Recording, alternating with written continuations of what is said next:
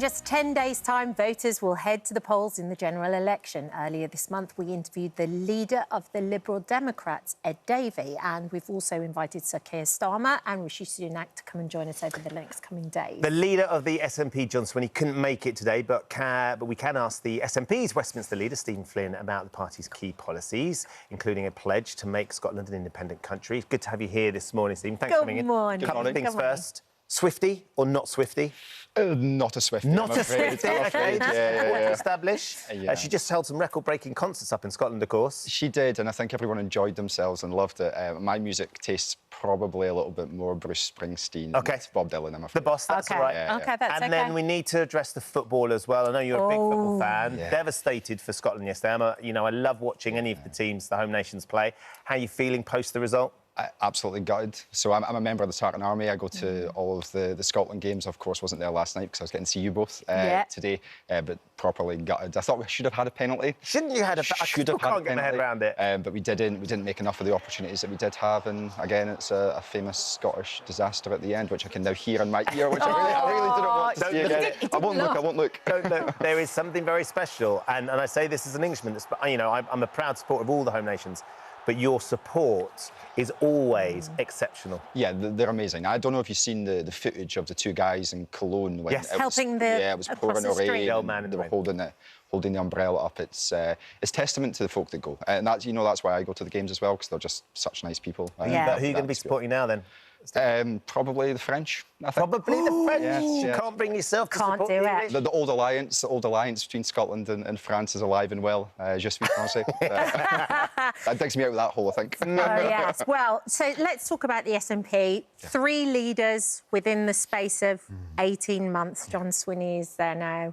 Do you think people lack a little bit of confidence, maybe, because of that? Yeah, maybe they do. Maybe they do, and it's probably understandable. There's been a lot of turmoil within the party. And, I feel that, and when we go and speak to people, people say that to us as well. Like, they wonder what's happened and why we've gone from this very stable unit to something which perhaps isn't as stable. But the thing that provides them with reassurance is John, because John is a very serious, stable politician himself, someone with huge experience, who's guided Scotland through some pretty challenging times in the past as Finance Secretary. And now, of course, he's back in the top job, and I think he's making a pretty good fist of it so far. And, the people that we're speaking to are just reassured by his presence, and they know that in these very uncertain times with the cost of living crisis, with the challenges in our NHS, they need someone who they can trust, and I think that they can trust John. Yeah.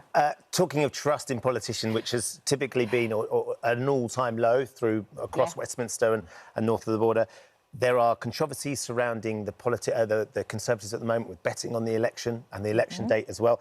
Your own controversy that we've been hearing about, I know John Swinney did address this yesterday, but there's a question about taxpayers' money being used to buy stamps within the campaign as well. The stamp fairy was a phrase that was used on a WhatsApp. The reason it's important is for people to understand that taxpayers' money being used in these ways is not what it's there for. Yeah, I mean, I've seen those stories, and they did surprise me. I think it's from a WhatsApp group with staff members where they've spoken loosely about how stamps could or perhaps couldn't be used. I think John addressed it at the weekend and said that the reassurances he's had is that no stamps have been used for election purposes. That provides me with reassurance, certainly, and hopefully it provides the public with reassurance as well, because you're right, I think trust in politics is at an all-time low at the moment because of the scandals we've had, whether that's Partygate, whether that's Liz Truss crashing the economy, or whether it's the constant stuff that's coming out from the Conservatives at the moment. We shouldn't be feeding into that, and hopefully John's provided the public with the reassurance that they provide. It must be frustrating when there is something that's connected to your party that could sort of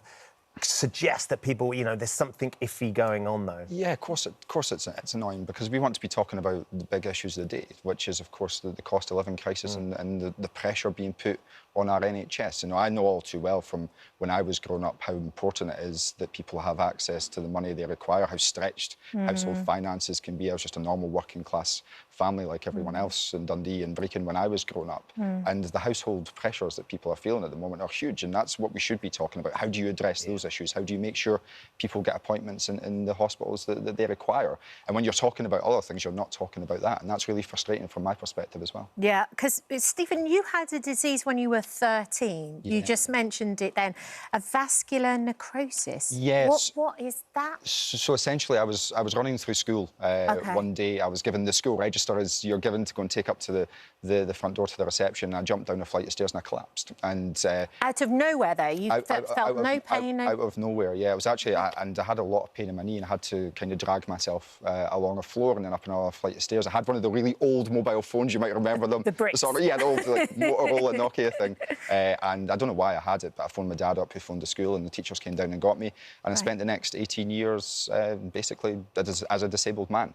I got my hip taken out a couple of years ago in the winter of 2020, which was life-changing because obviously up till that point I'd walked with crutches. A vascular necrosis is essentially there's no blood flowing to the bone, so when I jumped down the stairs, the bone was so brittle that it wasn't able to support. So does it all just crumble and crack? Oh, yeah, effectively, and you end up with really bad arthritis. So I had osteoarthritis in my hip as well. So on a personal level, that was a huge challenge for me, going through my whole teenage years. Yeah. Everyone else is going out partying, and I was coming along, lingering and along. You wanted to be a PE teacher as well, didn't you? A PE teacher, a Scotland player, one of the two, and anyone who would have had me. But yeah, my life completely transformed, and I spent the best part of a year or two in my mid-teens just lying in a bed. I was on traction, where they pull your leg out and try and get the blood to flow, and none of these things worked. And it forced me to go and read books and go on to become the person I probably am today, because you develop a little bit of a thick skin when you're disabled. And they're all OK now, and you can carry your little ones on your shoulders? Yes, so that was one of the big motivations for me. It was to get rid of the pain, but also to be able to spend a lot of time with my kids. I've got two 4 and 2? Yeah, I've got 2 young boys. They're brilliant, and I wanted to be able to go to the park and run around with them, have one on my shoulders, have one on my back at the same time, and just be a good dad. And I wouldn't have probably been able to do a lot of things I can now if I was still walking with the crutches. I wonder then, Stephen, how has that informed your experience of life as somebody who had this really painful disability in terms of how you look at rights for disabled people now in politics and the importance of that? Yeah, I think it's something which is massively overlooked, but it's not just disabled people, it's all vulnerable people right across society. We don't have a system that tries to lift folk up. And, you know, one of the personal things I experienced was a lot of abuse from people, simply for walking with a crutch. I remember getting shouted at in the street that I was at it simply because me and my wife were walking down the street and I was walking with a crutch. And when you say at it, you were making it up, you were trying to take advantage of the system? Yeah, of course, some sort of benefits cheater, like, when in actual fact I'd lived for the best part of 20 years in really, really bad pain. So you develop an understanding of society which perhaps others don't see, and hopefully that can inform the work that you're doing to try and make things better for everyone. One of the central tenets still with the SNP is independence for Scotland. I think in the last time there was a poll done, which was June of this year, there was still 53% of Scots said they wouldn't vote for it, 47% said they would vote for it. We had the independence referendum back in 2014 now, of course, when the figures were pretty similar. There was 45, 55, something like that. What's the situation there, Stephen? Does it feel like actually right now, even now to this day, all those years later, the majority of Scots still don't want or still wouldn't vote for independence? I think it's very much a toss-up. It is around 50-50, whether it's one poll that has the no leading just by a small margin or the yes leading by a small margin. The challenge for us is to change that and to change that dial and to convince more people that Scotland should and could be an independent country. And the reason why we want Scotland to be independent is so that we can make decisions for ourselves. It's a very basic argument. So a lot of the challenges that we faced in society over the course of the last 14 years, austerity, so the cuts to the public sector, Brexit, which Scotland didn't vote for, the challenges with the cost of living crisis, they've emanated from Westminster. And unfortunately, in Scotland, we don't have a huge say in Westminster and able to change our future for the better. You did have, and the argument was it was a once-in-a-lifetime opportunity in 2014 when the Scots did have a huge say. They had that say and they voted to stay. I guess democracy doesn't start and stop on one date, though, and if the people want something to happen,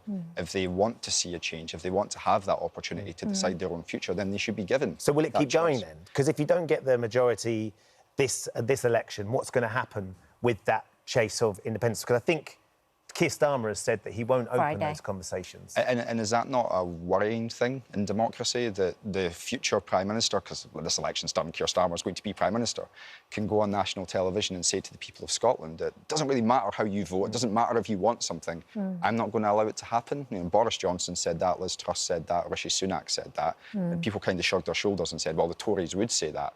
It's a little bit different for a Labour Prime Minister to go on the television and basically tell the public in Scotland that it doesn't matter what you believe in, I'm not going to let it happen. That's not how democracy should work. And I think the focus in that regard should very much be on the Labour Party and how they continue to deny Scotland its democratic If you don't view. get the majority that you need, though, will the independence be something that you sort of have to change your direction on? So I would like to think that we will get that majority in the election. There's a lot of seats in Scotland that are on a knife edge, particularly in the central belt, and we're going to be focusing on winning and getting over our positive vision. And ultimately, no, it doesn't start or stop with one election. We believe that Scotland can make decisions for itself in the same way that every other nation does, whether it's Ireland, Norway, Denmark, or other small nations right across Europe and the rest of the world. I don't think we're unique in being unable to make the big decisions for ourselves, and hopefully one day Scotland will become independent and we can be good partners and friends with England, Wales and Ireland as well. Yeah. Well, thank you very much for joining us this morning. Thank you. Yeah, cheers, Stephen. Thank you for coming in. Very nice to meet you. Lorraine would be remiss if I didn't ask what your thoughts are for Dundee United next season. United are going to fly next season. Okay. Lorraine is one of my footballing heroes. She's a big Dundee United fan like myself. Massive. But actually, what's more important is my sister said I wasn't allowed to leave Nikki without getting an autograph from you. So done and done. Anything Done for and done. Nikki. Thank you. Nice to meet Stephen, you. thanks for coming in. Thank you.